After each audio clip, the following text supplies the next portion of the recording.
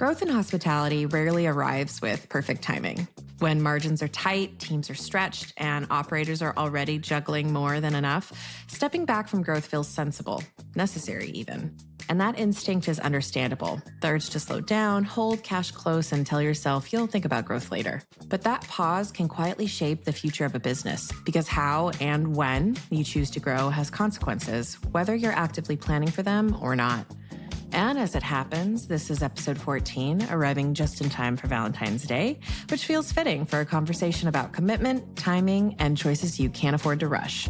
Anyone that's opened a restaurant knows there's so much execution and fine-tuning and planning that goes into these things. And I think really sitting down and thinking about where you want to put your cash is super critical. And how you want to grow as well. Like really, really sit down and think about those things, because how you want to grow is really important. Today, we're talking about growth and why the way you approach it matters just as much as the end result. Opening more locations and moving fast is one thing, but real growth means taking charge of complexity, defining the direction of your business, and making decisions that actually make sense for your operation. And I found that very helpful through my career, is breaking down these complex things, break it down into what is something tangible that people can understand. And when you talk to investors and owners and you say, you're wasting 5% and that is $1 million, you could open a whole other restaurant with that. It whoa, it really hits home. And it's like, holy moly, what am I doing? We need to focus on this. Today's guest is Gina Cavendish, MarginEdge's CFO in residence, a hospitality finance expert who spent her career helping operators understand not just the mechanics of growth, but the timing, trade-offs, and discipline it actually requires. I'm Rachel Stainton, and welcome to Science of Service, the podcast where we uncover the strategies behind building successful hospitality businesses. Whether you're a seasoned operator or just starting out, you'll find insights and inspiration to help you thrive. And in this episode, we're talking about what effective growth really looks like, what it costs to wait, how to plan wisely, and why the small decisions you make early can shape everything that comes next. If you haven't had the pleasure of meeting Gina, I'm sorry, but she's one of those people who manages to be deeply practical, absolutely brilliant, and has the ability to explain complex financial topics in a way that makes you feel like you could file your own taxes after talking to her. It's a dangerous combination, frankly. And if you're a regular listener, which, you definitely should be, just saying, you might remember Gina from episode 2 last season, where she walked us through the realities of securing growth funding in hospitality. Today, she's back with more practical advice that operators can actually use. And when I asked her what she'd be doing if hospitality finance hadn't been her path, it quickly became clear just how practical Gina really is. Turns out she was even making smart and strategic calls fresh out of school. So when I was at university, I had to pick which direction I went. And I really like marketing and I really like numbers, which are two kind of opposite ends of the spectrum somewhat. And my train of thought was there will always be jobs in finance because everyone always needs an accountant, right? So I logically picked that route. But I would say my heart was really in the marketing side. I really like that. I find it fun. Yeah, heard. I love the brand side of marketing too. And second question, what's one money myth operators believe that just drives you crazy? This one drives me insane. When sales are in decline, the best thing that I can do is start cutting staff members. I have to stick rigidly to this 30% labor, percent margin. It drives me insane because it's so counterintuitive and it creates this downward spiral of revenue loss, bad customer experience, even more revenue lost. And the only way you can get out of that then is to invest serious money into things. Whereas if you just remain steady, seen it through the course, probably would have come out of it the other side your bank account would have looked a lot better on the other side. So that drives me insane. Well, bank account and sanity kind of go hand in hand for most operators, right? Oh, theoretically, right? Theoretically, yeah. Today, Gina's here to guide us along the pathway to growth. Because when margins come under pressure or operations stall, it's tempting to hit pause, but waiting comes at a cost. So to make sure the juice is actually worth the squeeze, let's get into it. What's the real cost of hunkering down and delaying plans for growth? Yeah, I think Like with anything, there's a very delicate dance with growth and capital and timing, right? Like those three things always intermingled. And I think the biggest one is loss of momentum, right? If you have a brand that's on an upward trajectory, slowing or halting growth can kind of send you kind of back down, like the heart rate monitor, right? It goes up, it goes down, and there's a little gaps in between of rest, right? Very small gaps of rest. And I think if you disrupt that by not going with the flow, then it's just lost opportunity. It's not to say that that opportunity might not come around again, but I think capitalizing on the momentum of the brand and the interest is super critical. I mean, don't drive yourself crazy, you know, opening 20 locations in a year kind of thing, but like keep that momentum going. That steady interest in your brand is super important. I think another cost of waiting is, and I saw a lot of brands do very successfully out of this, was when there's a downturn, it's not necessarily the time to hunker down and stop growing. There's some great deals out there, especially with like second generation property that you may be able to pick up a lot cheaper than you would have done previously. I worked with a brand in London that grew through COVID and acquired property. They had enough cash reserves to do so. They had backers that were comfortable in continuing to grow so that when we came out of COVID, we were in a really strong position, and it was a very smart business plan. It was executed very well. So there is opportunity in downturn as well. It's not all negative. So I think, yeah, a combination of making sure you maintain that momentum combined with being opportunistic through these kind of lulls, shall we say, is key. Momentum is fragile in any industry, and it's especially so in hospitality. When a brand is moving in the right direction, a prolonged pause doesn't leave things neatly on hold. It can quietly and quickly shift the trajectory, affecting team energy, market perception, and long-term confidence. Opportunity rarely waits for perfect conditions. It often appears during periods of uncertainty. A second-generation site becomes available. A landlord is suddenly flexible, hallelujah. Or a location that once felt out of reach becomes viable. And the operators who can act are the ones who've done the thinking ahead of time. Any opportunity, especially when opening new outlets, can be complex. There's capital, there's people and systems, a long list that is pretty daunting. But with a growth plan, that complexity becomes far more manageable. And when that groundwork is done early, speed and confidence come with it. You're able to move decisively when the right opportunity appears, knowing that the same opportunity is likely on your competitor's radar too. So what really matters when it comes to starting a growth plan and feeling confident at the helm as you map out what comes next? Most often what I've seen is there's a lot of excitement around the brand. So there's that momentum that we just spoke about. But there's sometimes a little lack of cohesive plan of like, how are we going to get from A to B, right? And it's just as simple as like, let's acquire real estate and develop it and open up restaurants. And yes, it you know, at its core, that is as simple as it is. But there is a lot. Anyone that's opened a restaurant knows there's so much execution and fine tuning and planning that goes into these things. And I think really sitting down and thinking about where you want to put your cash is super critical, and how you want to grow as well. Like really, really sit down and think about those things, because how you want to grow is really important. Like, do you want to grow through franchising? Is that something that you want to consider? It's less cash intensive, right? But it does require a lot more strategic thought up front, versus are you going to own and operate all of your locations? Logistics as well. Where are you going to open the next location? I've seen a lot of people go, I'm going to open up in this market because it's really on brand and it's the right demographic. And it's like, yeah, but it's like 1,000 miles from where your home base is. Have you thought about supply chain? Have you thought about how you are logistically going to operate that business, right? You're not a 10-minute drive away. You're a 5-hour flight away from it. So I think really sitting down and doing what I would call like a mapping exercise of like, it's a dream big, right? Like take a map of the US or wherever it is that you want to expand into and go like, where do you want to see yourself? Like, where can we see our brand all over the US or all over North America or globally, right?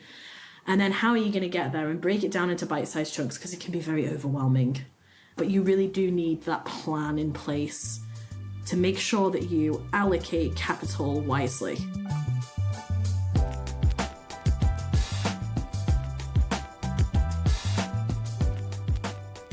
Every hospitality business is different, and no two growth plans will ever look the same. Hell, even for the same business, it might not look the same over time. But there are ways to increase the speed limit on your growth runway if you're clear on where you are today and what kind of growth actually makes sense for you. When you step back and take a wider view of the hospitality landscape, patterns start to emerge. Depending on your phase of growth, different paths open up. Almost like a Goosebumps Choose Your Own Adventure book, where each door comes with its own set of risks, requirements, and rewards. Sadly, though, in real life, you can't skip to the back and cheat your way to your desired outcome. Not that I would know anything about that. Even if we can't flip to the back, the good news is you don't have to figure it out alone. Gina quite literally wrote the guide on growth phases, and she's more than happy to walk us through them, breaking down what each phase of growth looks like and what it really takes to move forward with confidence. So I would say, and this is very broadly speaking, right? There's a couple of different phases that a group will go through. So the first and the most obvious is a startup phase. So that's very, very scrappy. One, maybe a couple of different multiple founders that are wearing multiple hats. So think, by day, I'm the dishwasher. By night, I am, talking to the banks trying to raise money. That kind of stage of the business. Very rarely in these groups they have super senior people in the business, unless the founders come from a corporate background, right? Okay. Business is very lean. Most of the cash is generated from operations. I would say it's very rare in this startup phase for you to see a single unit go to 4 units and not have plans to expand, right? So sometimes people just open one restaurant. It's a dream of theirs. They operate the restaurant. They're very happy. It's successful. But more often than not, I've rarely seen anyone grow to like 3 or 4 units and go, nah, we're going to stop here. We're good. It's typically, we're going to open several more. And I would say in those scenarios as well, I've typically seen in that startup phase, the funding mechanism of the business is usually the founders, family and friends, maybe some small investors involved, but it's usually quite a few people that have invested, or it's been done from ownership funds to open up the first business. So that startup phase. So this is like, if we were to liken this to a child, right? Because that's what a restaurant is. It's like your baby that you birth into the world. So that's like, you're really a baby and a toddler at that point in time. The growing up phase. So this is, I would say, when you get in towards maybe 10, 11 years old, you kind of know what you're doing, but you're still a little shaky. I would say that's probably the most difficult phase of a restaurant's growth journey, because you have a successful brand, right? But breaking down that barrier and then getting to the next phase, it's really, really tricky, because you're trying to operate like a mature business in some ways, but you don't have the cash, you don't have the expertise sometimes in-house to do that. So this is one of the trickiest phases. It's like the awkward middle school phase. Yeah. This is middle school. And Yeah. So you're kind of going from being this like scrappy startup to trying to establish more structure in the business, right? And it's really critical that this happens, because you don't want to take this group now and scale it then beyond that with the problems that you have right now. So typically what I find in this growing up phase is really good revenue, successful from a revenue standpoint, maybe some tweaks and efficiencies that need to be gained on the cost front. So typically, operating a few percentage points where they should be in terms of cost of goods, need to do some efficiencies and tighten up on other expenses. And it's really critical you do it at this phase versus waiting, because if you don't do it at this phase and you grow a problem, then you it's cash that you're bleeding out of the business, right? That could be used elsewhere. Typically, I have found with this group size, there's a real strong focus on systems, processes, and some key hires as well. So we're talking like director of operations, potentially, maybe a senior finance role, like a controller would come in. And again, 5 fast casual restaurants is very different from 5 full service restaurants in terms of revenue, in terms of complexity. So it's very broad, this. And then when they do break out of this growing up phase, like the painful phase, you get the braces off, you've got beautiful new teeth. You're then in this, what I would call the establishing phase, right? So you're not the new kid on the block anymore. You kind of know what you're doing. I would like to think of this as like, you're kind of in your 20s. You're technically an adult, but you kind of still play pretending a wincy bit, right? Yeah. So at this point, this is when the key like strategic hires will come in. And again, it depends on concept type, right? This could be anywhere from 10 to 30 units. You're going to make hires like potentially a COO, or you're going to promote internally into that position, maybe even a CFO. You're going to be looking to bring in, if you haven't already during that icky growing up phase, you're going to bring in institutional investment, or you're going to do a second tranche of fundraising with your backers. And really, this phase is looking at scalability and like replication, because you're now no longer throwing everything at a new restaurant opening. You're tweaking, and how do we make it more efficient? How do we open faster? How do we get to our kind of running numbers faster instead of having this really long lag time between when we open and when we start hitting our budgeted margins and where we want to be? So you're really at that tweaking and refinement phase.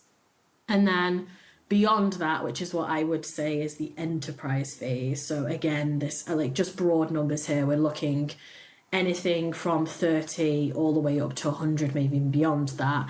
This enterprise phase is, what I would say is the corporate phase of the journey, right? So you are now a corporation, right? You've got strategic hires in place. You've probably got a board. You're developing a C-suite and a VP team in the business.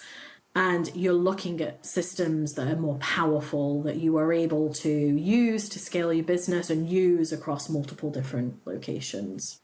Somebody somewhere should be making that photo album with the hospitality baby photos, the growth spurts, that awkward middle school, it's not a phase, mom phase, all in it, of course. Seriously, though, just like with people, growing takes effort, but the real trouble starts when things get stuck, when businesses keep behaving like teenagers long after they should know better. So if you're looking to avoid arrested development in your business and survive those younger years, Gina has some advice to help you graduate from the awkward phase and avoid getting grounded.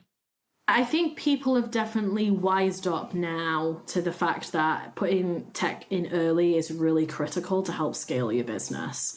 But that tech may need to change over time. And I would say one of the common ones is an accounting system. So what you need when you're a 1-unit business is very different from when you're a 100-unit business. At that point, we're talking powerful ERPs, just the complexity of having multiple organizations that you have to do consolidations for becomes really complex.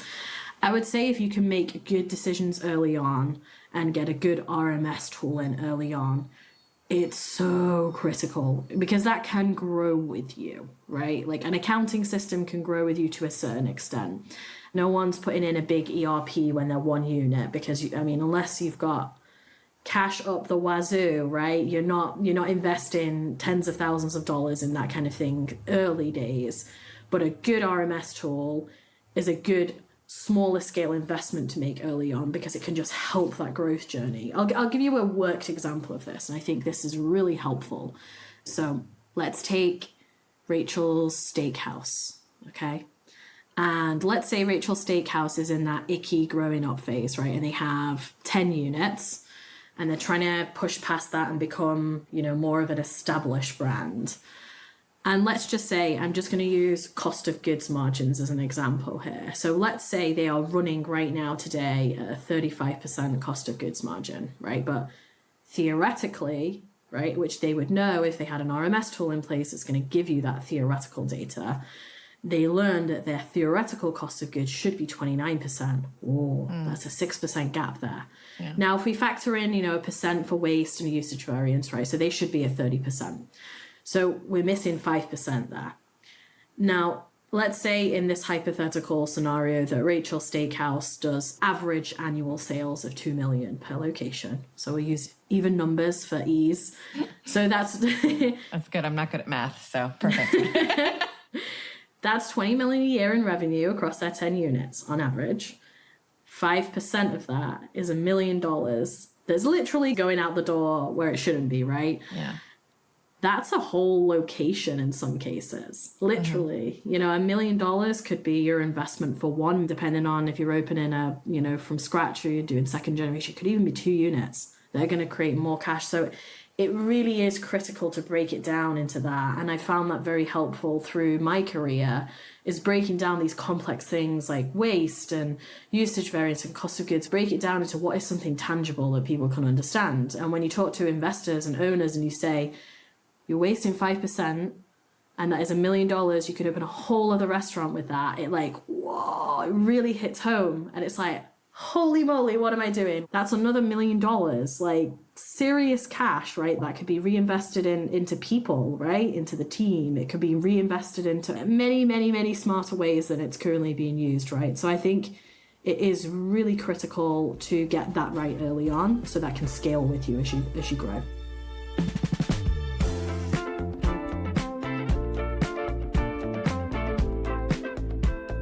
There are a few great takeaways from Gina's breakdown of technology here. The first one, often heard here on Science of Service, there's little or really maybe no good reason to invest in tech just for tech's sake. But what Gina's highlighting is investing in protection for future options. Systems that help you take the pulse of your operation and give you the visibility to make better decisions about where to go next. There's also a timing trap here. Many operators don't feel big enough for better systems until suddenly you're too big for the ones you've got. And by that point, the cost of changing them, financially and operationally, is far higher. And then there's the compounding effect. Small inefficiencies can feel manageable in the early days. At 3 locations, they're easy to ignore. At 10, they start to hurt. By 20, they've quickly become a growth constraint, a problem that's matured right alongside your business. That is the real risk of getting stuck. Issues that aren't addressed early don't stay small, they scale with you, shaping how fast and how far you're able to grow. And I have to say, I'm delighted by the name check for Rachel's Steakhouse. My latest entirely hypothetical hospitality venture has opened just in time for Valentine's Day. And yes, we're fully booked. Sorry, you could try Carbone. Thankfully, in this imaginary world, I was ahead of the curve with my RMS, so it's reassuring to hear how that kind of early decision supports the jump into being a more established operation. But it does raise my next question. What other systems or habits should operators be putting in place at this stage to set themselves up for what comes next?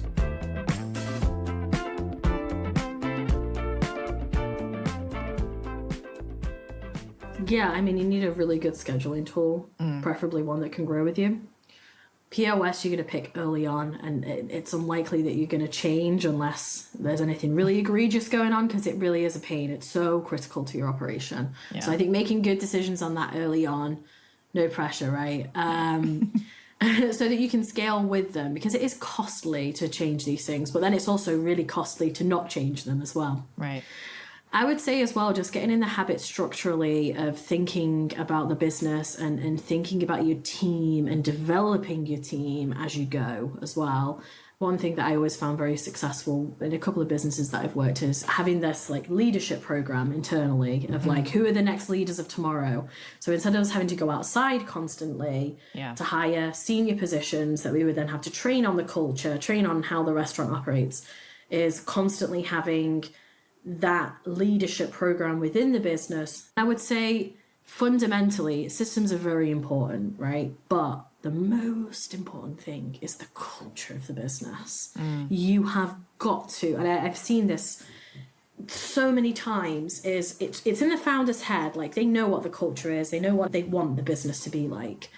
But I think long gone are the days where people buy from a brand for just one reason, like, I like the taste of this. Some people do.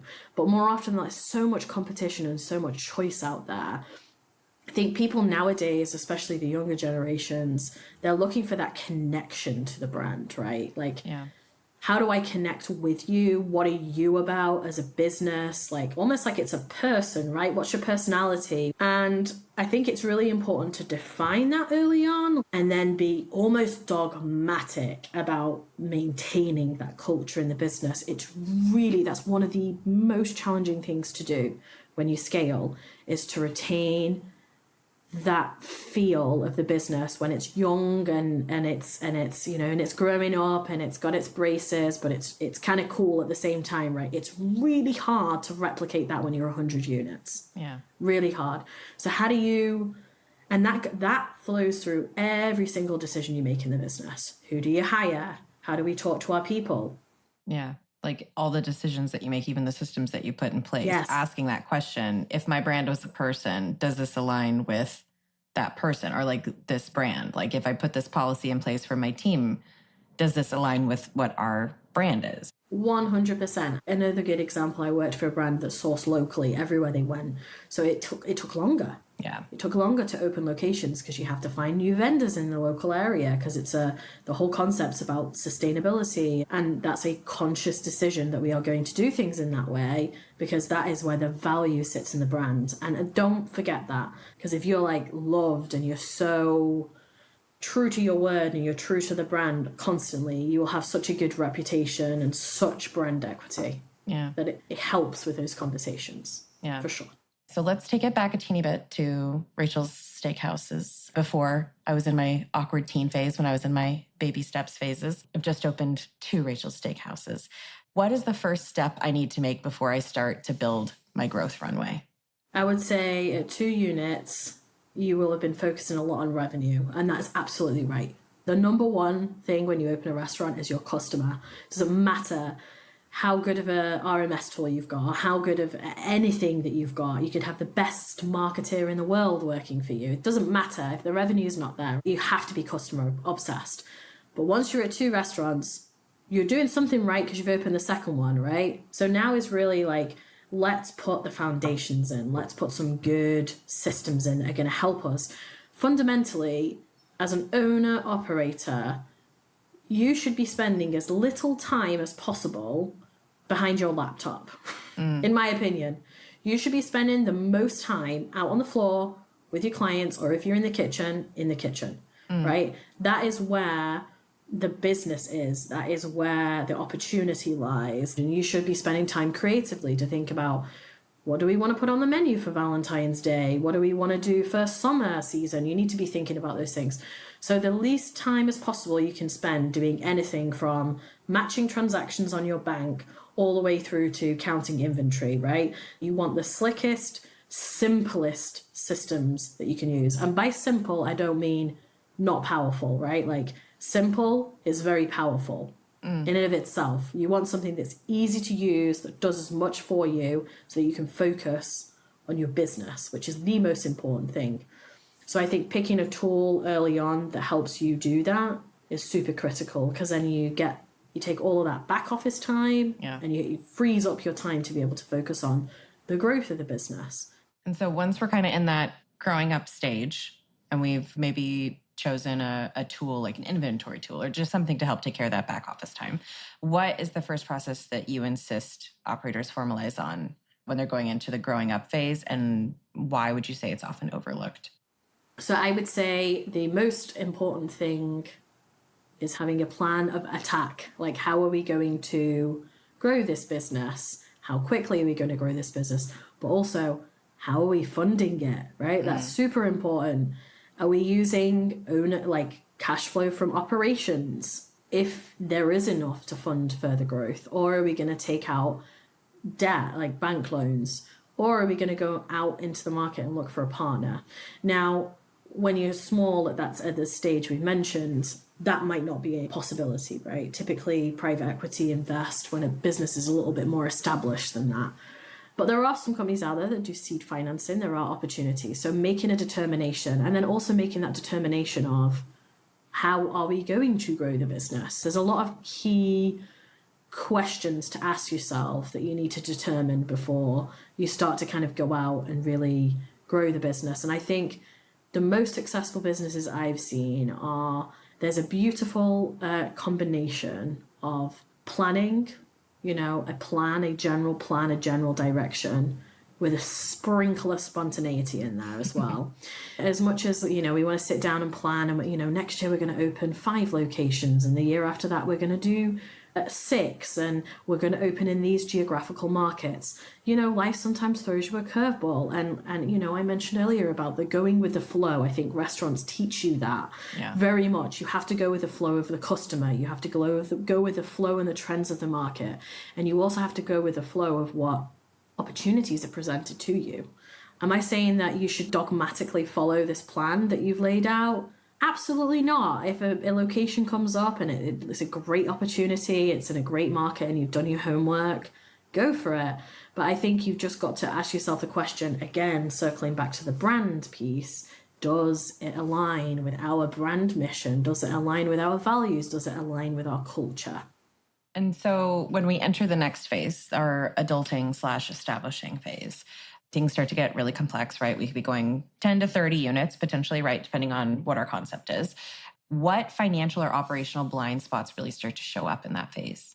I would say if you haven't done the homework early on and put those systems in place and the discipline in place financially, that's when it can start to become a problem because you've grown the problem at that point. Right. So you may start to see underperforming locations, right?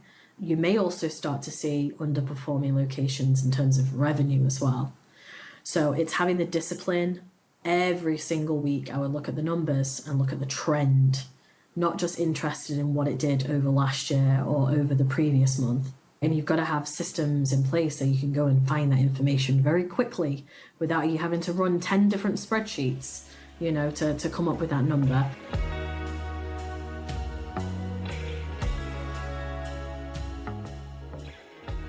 Gina's a big believer in having a plan, but not being so wedded to it that you miss a great spur-of-the-moment opportunity. It's romantic, really. A solid plan with just enough room to say yes when something unexpected and exciting comes along. Honestly, not bad advice for life either. But there's a serious point underneath that. Growing into a more established operation takes real intention, and that doesn't come from instinct alone. It comes from disciplined monitoring of performance. Knowing what actually matters in your business, keeping a close eye on the metrics that move the needle, and using that insight to double down on opportunities while staying steady through the tougher moments. When complexity increases, visibility becomes a kind of superpower. So with that in mind, then, how should we think about the tech stack? What's essential for operations at each stage of growth? I would say RMS always comes out on top for me because that's kind of like middle point between your POS and your accounting system, right? And that is where the majority of your team should be going in to look at the numbers on a day-to-day basis. Your accounting system is for monthly or periodic or quarterly P&Ls, right? But you want something that your team can go in and get a very quick snapshot of the numbers at. It really is super powerful, and giving them that access is super, super powerful. And then I would say, just with AI in mind, BI tools for bigger businesses. Like, how do you get all that data and make it succinct enough that you can actually do something with it? Data's great and you can have so many data points, but if you don't have any actionable insight from it, it's useless, right? Yeah. It's just sat there. So I think tool that helps you synthesize data that you can ask questions to, that's going to give you actionable insights, and a really good RMS tool that sits between your POS and your accounting system. Top two for me. And what roles or skills should leaders be hiring for before they think they need them? Oh, always, always, always. And I'm biased on this. Always finance. It's like the last thing anyone thinks of. Not always. When there's a founder that is not super financially astute, right? Doesn't come from a very strong business background, or just really doesn't like the numbers side of things, right? They typically bring, a senior finance person in a lot earlier than most would. But in my experience, it's always one of the last considerations because of expense and because you can't directly attribute it to revenue. Right. Their role is almost like the right hand kind of like quiet, steady presence that is going to help advise and be wise and guide decision making. But it's super critical. Yeah. Finally, what's the most financially responsible Valentine's date? Or do you have any love advice for hospitality lifers?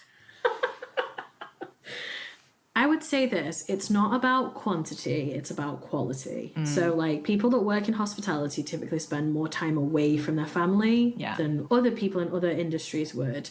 And I would say someone told me this once when I was worried about how much time I did not spend with my daughter. And they said it's really more about the quality over quantity. And they're absolutely right. It's about those moments when you do have time together, really taking the time to connect, not just, sitting on the sofa, Netflix and chill. That's great. But like when you have that time together, do something interesting, you know, like go outside in your garden. If you live somewhere warm right now, I don't know, probably, maybe if you live in Florida, go outside in your garden and like make a camp out and do something cool, like put the effort in. And it can be really exhausting after a long shift and a long, you know, week, long month, long year. Yeah. But you will thank yourself for making that effort to truly connect with the ones that you love. Yeah. And I tend to think that hospitality people get so much from giving and being of service to others. So it's like, even if you are tired, even if it is too much, like, and give yourself some love too. Yeah. You know? Go have a bath, you know, put the rose petals in, some candles, give yourself the love. You have to fill your cup before you can fill someone else's. Honestly, that's probably the most financially responsible Valentine's date, though, is like a date for one, because then you're just spending on one person, not two. Yeah, you could order takeout from Rachel's Steakhouse. Yes. Bath, you know, spend a bit of money on the rose petals, on the candles. That's pretty cheap. Yeah.